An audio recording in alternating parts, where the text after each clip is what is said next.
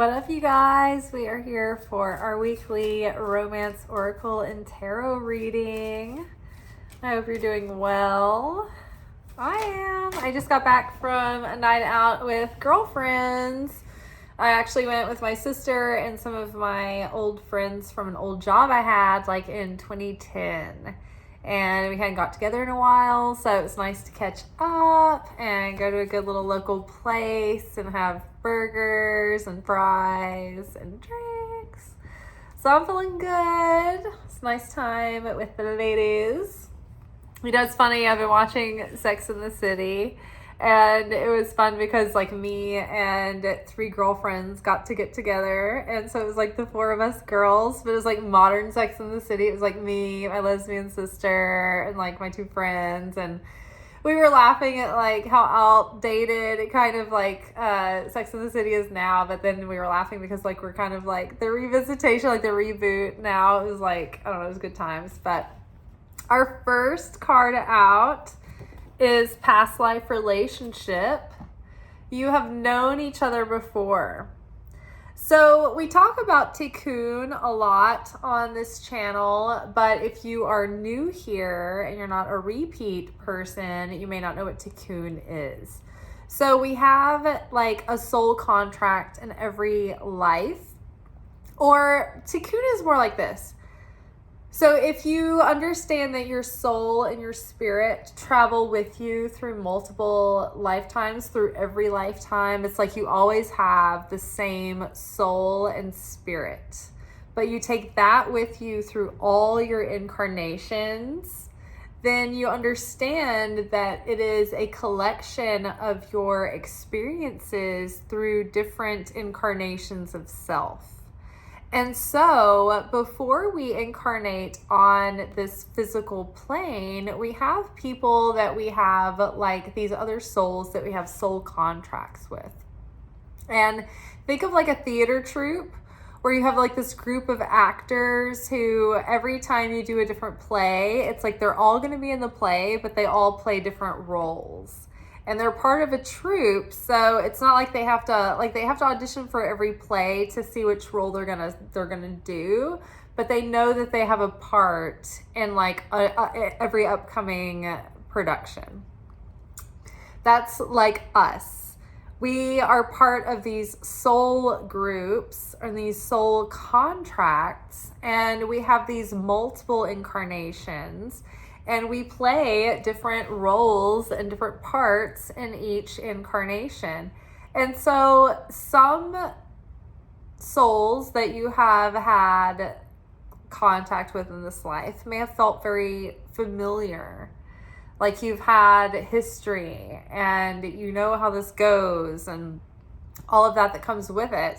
And that is valid. And so right now, we're coming out of this season of Capricorn.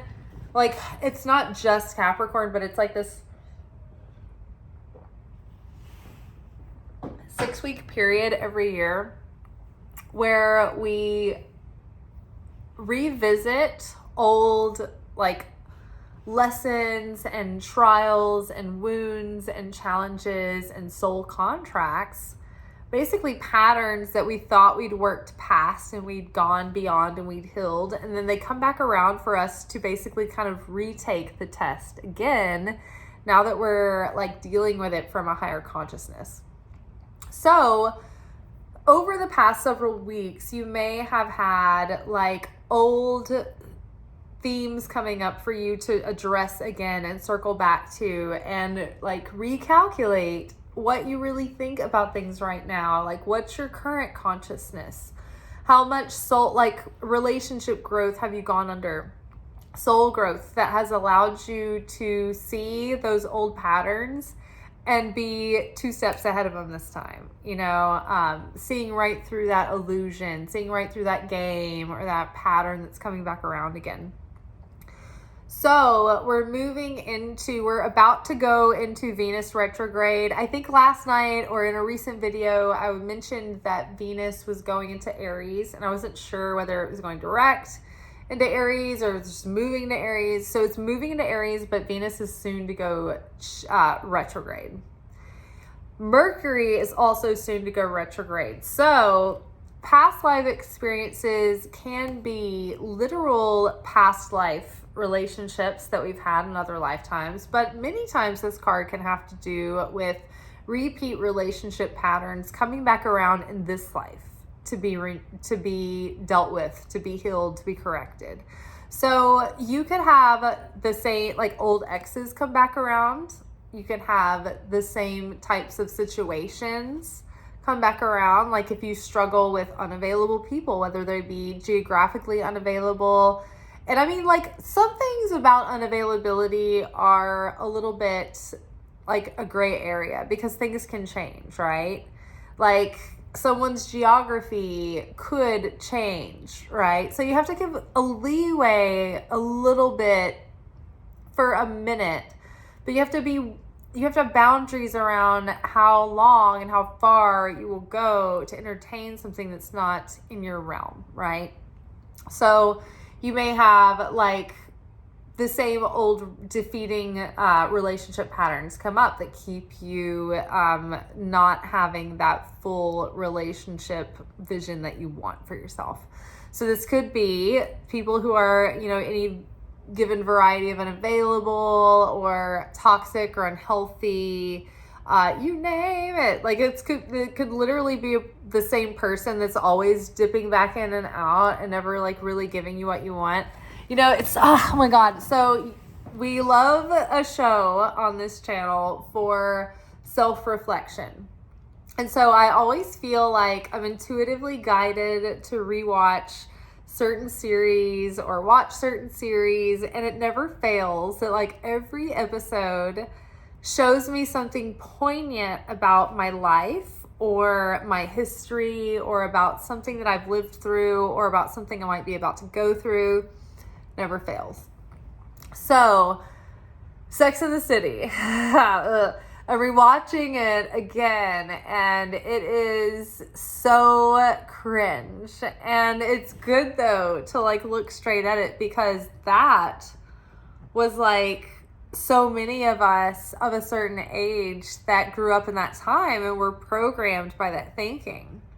And so when we watch these characters, they replay almost like our high school and our college and our early adulthood. And we're like, oh my God, like I can't believe I was like that. And then you can see how it kind of trickled in to your latter years.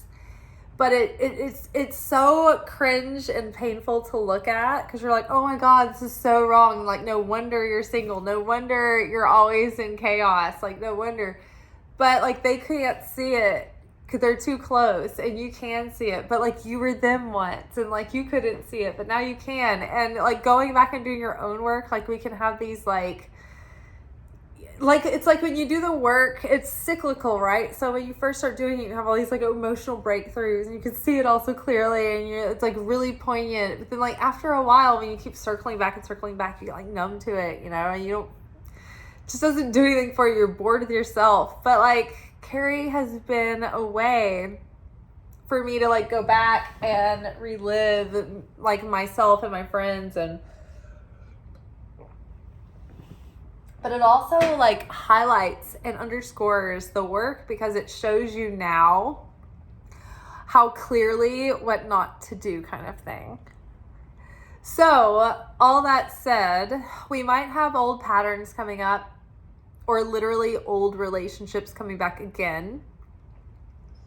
But this time they're coming back so that we can retake the test, so that we get to make a better grade this time. So pause when these themes come back and tempt you, and old relationships and things, and remember what you went through at the time. Remember what that taught you. Remember, like, and think about how far you've come now, and what it would mean to go back again into that old behavior. I think it's like, I can't remember whether it's the Bible or what, that talks about like a dog returning to its vomit.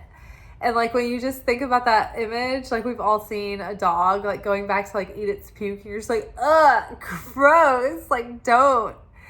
And that's exactly how you feel when like you start to go back to your old ways, or like somebody that you see that has come so far and they like go back to those old ways, you're just like, no, don't do it, kind of thing. So this is consider this a weather warning. This is a severe weather warning. Past life relationship weather warning. Take heed. Good friend, take heed. Okay. What next? So, my God, this week, what do we have? Is the Mercury retrograde and Venus retrograde happening this week? I mean, we're in the shadows of it for sure. Dear God, forgiving and learning. Do we ever get out of this? As you release and heal the past, you experience more in your present moments. Now, I will say that if you have a period of celibacy, this card gets easier and easier, even though it just like keeps coming back and you're just like, come on. You're not like freshly triggered anymore, at least. And if we're looking back at our past relationships and we're like really going back and reflecting, I mean, this is just really tying in to this shadow period. The pre-shadow period of Mercury about to go into retrograde always takes us back to like, brings us back to the ex, the old relationships. Like it lets us see like, would we go back there again? And you're like, no, I'm past that now. Like I've moved forward, right? So Venus is going into retrograde, same thing. We're going back and we're raking through our values system. What do we value in our relationships and our intimacy and our inner circle and our, what gives us a sense of beauty, in our atmosphere and in our home life and in our inner circles. As you release and heal the past, you experience more love in your present moments. This applies to your former relationships, former friendships, and former like things that happened with your parents. Okay, so we have give your relationship a chance and unrequited love that came up together with all of this, with the forgiving card. So I feel like this is a moment where the universe is saying, look, cut all the cords. If it ain't happening by now, it ain't happening. Like, we are in a new timeline. We are in bizarro world. We are in an upside down world. Like, if you are hanging on from something from the old timeline that didn't work out and it has been not working out, like, just look to fresh horizons. We are so different than we used to be or we can be, and everything else from the past is either hanging on to their old self and it doesn't resonate, or they're so different from what they used to be. Give your relationship a chance, to me, in so many more instances than hold on to what you got that ain't working, or keep giving that person a chance that has never wanted to be with you. It is that relationship that is possible for yourself in your mind. Give that a chance. Give that relationship a chance, not the crappy, shitty thing you're in now that will never work and like doesn't put any effort in. I feel very aware of the fact that there are people of different relationship statuses watching these videos when we're doing relationship readings. So you have to look at the reading itself and say, does this feel like it's for me today? Yes or no? But I like to be cognizant of that. And I know that there are people out there, because I've been there myself, where you wonder if you just need to push through your relationship problems because that's the adult and mature thing to do, and all relationships have problems. But then that's true. All relationships will take effort, and all relationships will take determination to get through. But there's also instances where you're in a toxic situation and this is not something to persevere through because the other individual is not the same as you. They're not like honestly trying to work on things. They're just caging you into a situation that benefits them. And so those are two separate different situations. And it takes a lot of self-awareness and a lot of readiness to recognize which situation you're in at any given time. So I like to try, I feel very responsible doing these readings because I know that readings, when you connect with some piece of information, it can get you hopped up about something.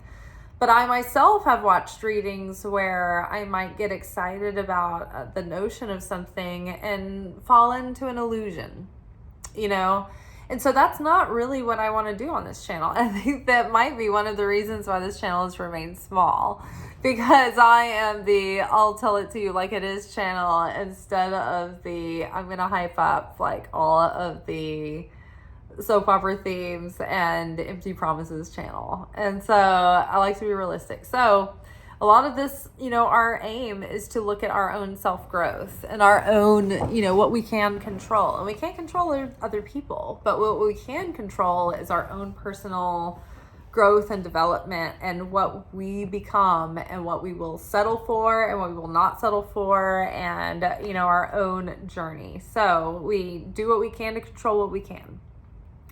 So many times this give your relationship a chance.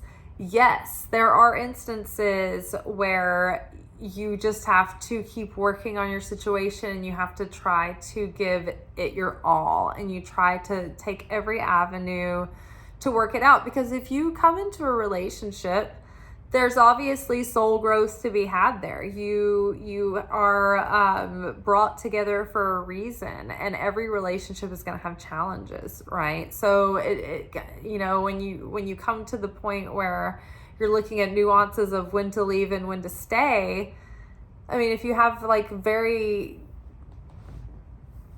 cut and dry abusive situation on your hand, you need to go and get yourself into a safe situation. But if this is just the normal ins and outs of a relationship, if you leave a relationship and don't deal with the lessons that it's trying to teach you, then those issues will be waiting for you in the next relationship.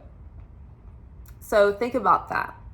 If you're rushing out thinking, I used to love the person that I'm with, but they're a problem now and this other person will be better, then you probably are looking at chaos, because what you're not doing is resolving the issue in yourself and with the situation that's offering you the growth. So the growth lesson is going to be waiting for you in the next thing. So even though you may leave this person and go to the next exciting adventure, once the novelty wears off, the same problem will be waiting for you to deal with it there. So be aware. What do we have here? Unrequited love. So again, circling back to forgiving and learning. Okay, if you have wasted too much time hoping that someone else will see the light and it'll finally work out, this is your sign to cut and go. Moving forward, we are in a new age. We are in a new era. So much more is happening. You do not need the baggage of the past. We have all new baggage. So we need people who are adding value and not sucking us dry. We need people who can navigate these current times, right? And not weigh us down with trivial problems and emotional immaturity and emotional ignorance and commitment issues. I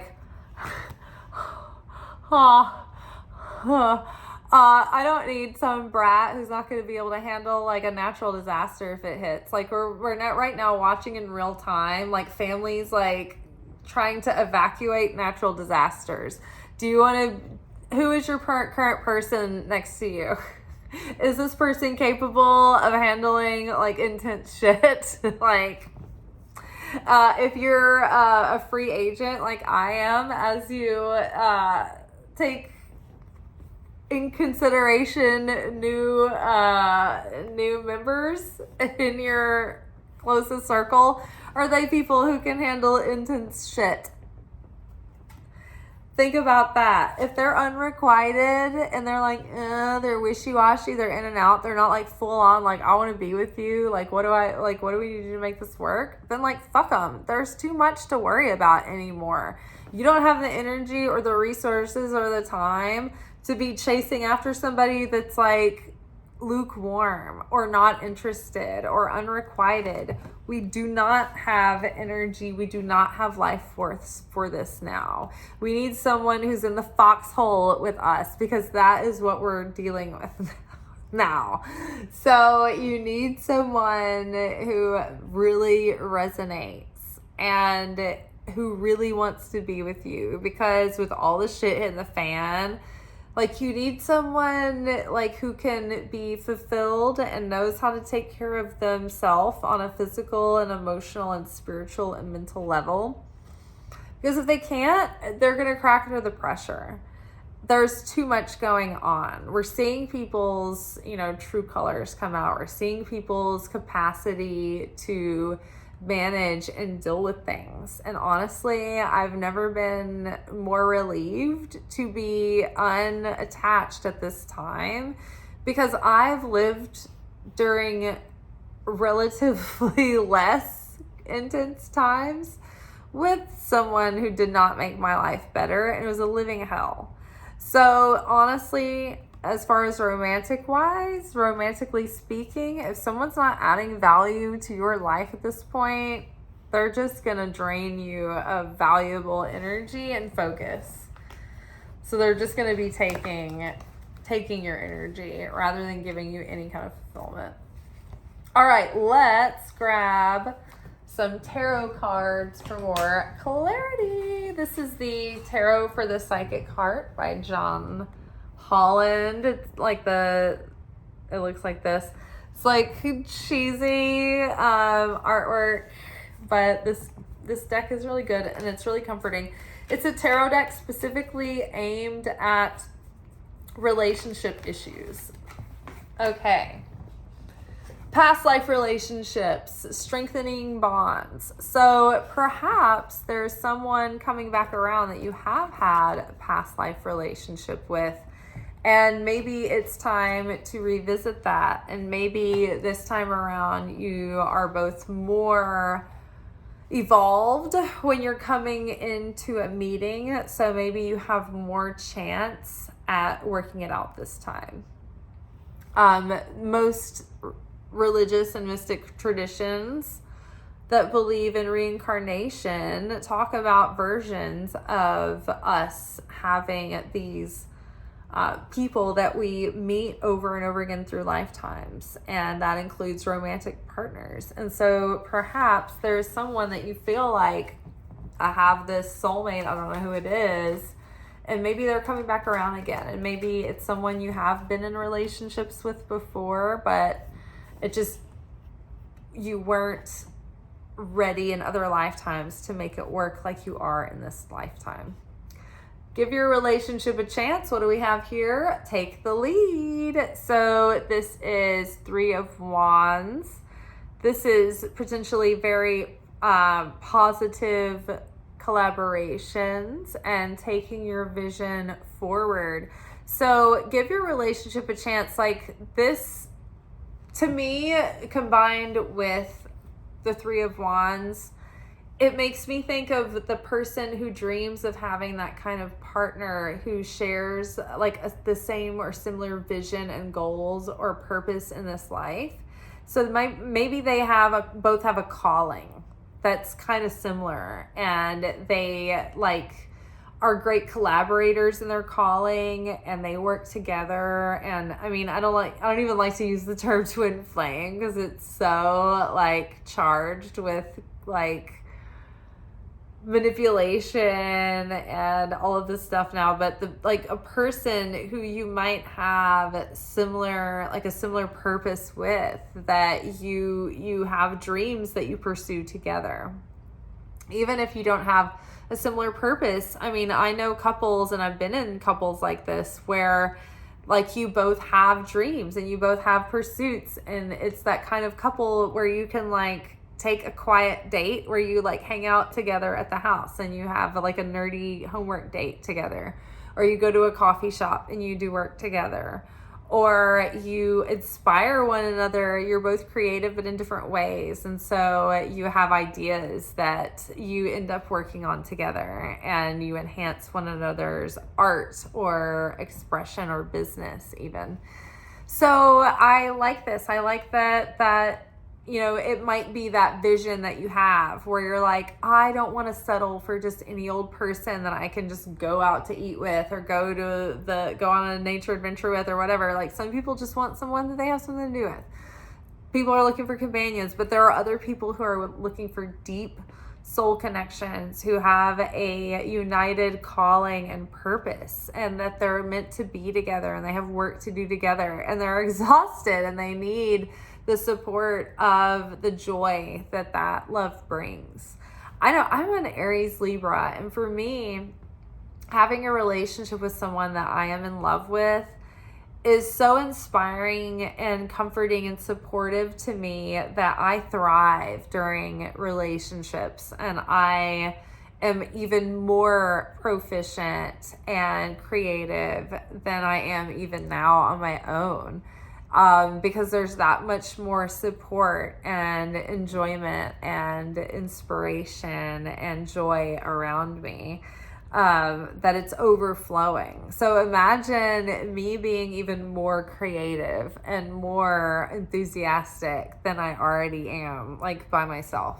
So that's what I think of when I think of these cards. Give your relationship a chance and take the lead, which is 3 of Wands. It's like having that kind of like soul partnership where you enhance each other's purpose. All right, forgiving and learning. Let's see. Refusing to see. So 2 of Swords. 2 of Swords has come up in our daily tarot card reading, like the daily pick a card, the 1 card reading, like 2 days in a row this week. Refusing to see, or 2 of Swords, can point at an inner conflicting desire that we're unaware of, that's in our subconscious, that might come in the form of 2 desires that cancel one another out, or a desire but that has a fear attached to it that cancels out the manifestation of the desire. Inner conflicting desire example might be, I want a committed relationship, and I feel like I'm looking for a committed relationship, but I am afraid to make myself vulnerable because I'm afraid of being controlled or oppressed or undervalued or hurt or betrayed. Therefore, I keep myself, I think that I'm looking for a relationship, but I only attract unavailable men because I think that if I get into commitment with someone, they're going to hurt me. That would be an inner conflicting desire, where you desire to protect yourself equally or more than you desire to open yourself up to the risk of a relationship. Another example would be, I want to get into the best shape of my life. I have this desire, but I also have this desire to like love cheese and wine and bread and chocolate and French girl diet. So, you know, those are inner conflicting desires. I might have a desire to make more money and to have more status in my career, but I may also have a desire to have freedom and less responsibility and less pressure.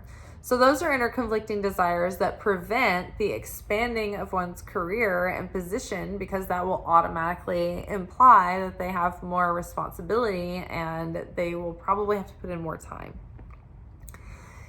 Like an inner conflicting, like a subconscious defense mechanism might be similar, right? So you might want something very much, but there might be an aspect of you that is afraid to get that, like in the example of the job advancement or growing one's company. That might also subconsciously equaling your mind, I won't have time for my family, and my family will become dysfunctional and fall apart, right? So there's a part of you that cares about your family so much that you prevent your company from growing, right? So these are examples of how Two of Swords or an inner conflicting desire or a subconscious fear might affect you and prevent you from moving forward. This might prevent you from the forgiving and learning because you're afraid. Maybe if you're refusing to see, you might be refusing to see what was really going on in your past relationships that led to the failure. What I was going to say earlier is the thing that stood out to me the most in the recent Sex and the City episodes that I saw was this cringe moment where Big, Carrie's love, who's unavailable, he's this big tycoon, and he's kind of dating her, but he never really takes her seriously, and she's always neurotic and trying to get reassurance and chain smoking and like doing kind of rude, boorish things. Like, she's not very refined. Like, going back and watching this show, it's like obvious why he doesn't commit to her, but like watching it at the time, you're like, why was he such an asshole? You're like, now I see it so clearly. But that was the point. She actually confronts him after he breaks up with her finally, and a little while goes by. She finds out that he's dating this younger woman who's, they assume, is just simpler and dumber and easier. And she is easier because she has self-worth, and she's not neurotic, and she's not anxiously attached, but she's like a securely attached person. So they don't have all the same issues and problems and like revolting moments that him and Carrie had. And she's like, tries to like pretend they're going to be friends, and they have this lunch, and it's such a BS like trope. It's like, obviously, not just a lunch. And so then he tells her, she's like, well, you only have to like tell me about her when things get serious. He's like, Carrie, it's serious.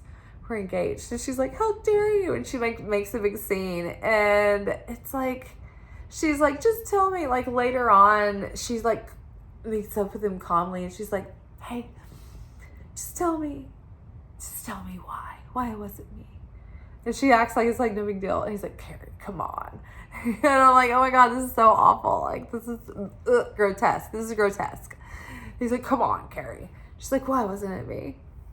And he gives her like some explanation that he can choke out, which is basically like, she doesn't make it so hard. Like, it was so hard with you and I. Like, you made it so hard to just be together. You're refusing to see yourself. You're refusing to see what was really the problems. Like, you're just wanting to like be victimized. Blah, blah, blah. And like, from the outsider now, it's so easy to look at this like episode and be like, I can chronologically like tell you every reason why, Carrie. So obvious looking back, you know what I mean? Like, this is why this show is so helpful now. It helps us do our work. It's like training wheels. It's like the bumpers at the bowling alley. It's amazing. So yes, forgiving and learning. Going back, now that we have all this perspective, looking back, these relationships, why didn't they work out? What do we need to do differently this time? What was the real issue? What was I bringing to the picture that was problematic? And what was I bringing that was helpful? Like, what are we refusing to see about ourselves that is preventing us from moving forward and having a healthy relationship? And what are we still holding on to that we can see more clearly, that we can let go of and not hold on to these petty grudges? Because that heaviness and that unforgiveness and those those things that we hold on to with our white knuckled grip, that's what keeps people out of our scope of coming in and feeling like this energy of open love, softness, readiness for delicious, juicy fun, passion, giddy, giggly, all of that. That's definitely not grudge, anger, bitterness, let me tell you what kind of thing. Like, just doesn't match. It's not the same. So we're moving on, we're forgiving, we're learning, we're letting go, we're just giving ourselves an energy bath, an emotional bath of freshness, baptizing ourselves from the past of all relationship drama, all relationship trauma, all relationship assumptions. This card came up twice now when I've been shuffling, so I'm taking this. Sadness and isolation. This is 3 of Swords with unrequited love. Putting your hopes into someone who is not actively and enthusiastically pursuing you is going to lead to isolation and sadness, period. We do not have the luxury anymore to wallow in an unrequited love. It is grotesque. We are dancing with a dead body.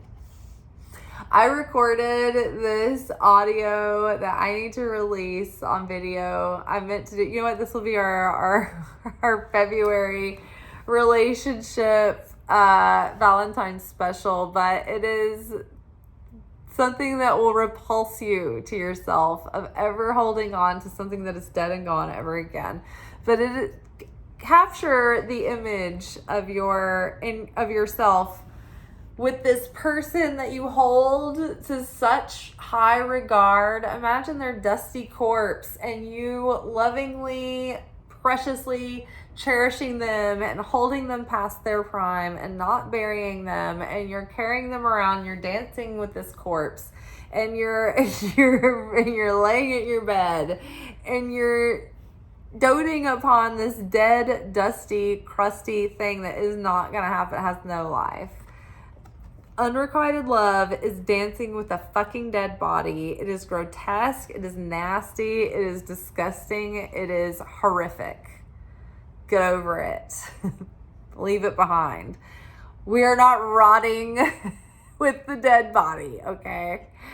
Sadness and isolation. You want to be the fucking Grey Gardens? Get the towel off your head and get out there. Get a fucking cute outfit on. Dust off the crusty corpse dust of the past, of that fucking dipshit that doesn't give a shit, who's playing Nintendo somewhere, yelling at a child across the world, not thinking about you while you're rotting away and your eggs are going to waste. Get over it. Move on. Isolation, sadness. We're not doing it anymore. We have bigger fish to fry. The aliens have come. All right? We're over. This is done. We have past life relationships and strengthening bonds. All right. Now be very careful about past life relationships when it comes up in the same reading as unrequited love and sadness and isolation. Right? Think about the core of what we have learned about twin flame without all of the culty stuff around it.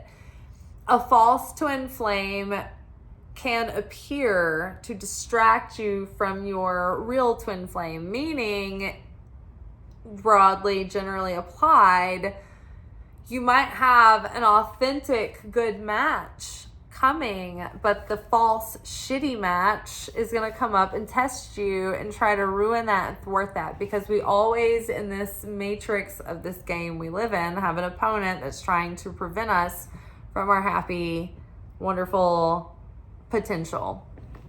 So keep that in mind, that you may have a false baddie test come up, and if you swat that thing out of the way, then what you can look forward to is the strengthening bonds and the beautiful relationship. Give your relationship a chance. You know what you've been waiting for. Don't fall prey to what you're refusing to see. Figure out your old patterns. Don't fall into that again. Forgive yourself, forgive the past, but don't fall into that again, into that unrequited love pattern and leave yourself isolated and sad. There's no more time for that. What we're looking for is giving your real love vision a chance and taking the lead and knowing what that's going to look like and not settling for less. And then when you recognize that, be real with it. Don't take it slow. Don't rush in, but you're going to want to do all the healthy things to make sure you have a strong foundation and strong bonds. All right, y'all. Good luck out there. Ciao.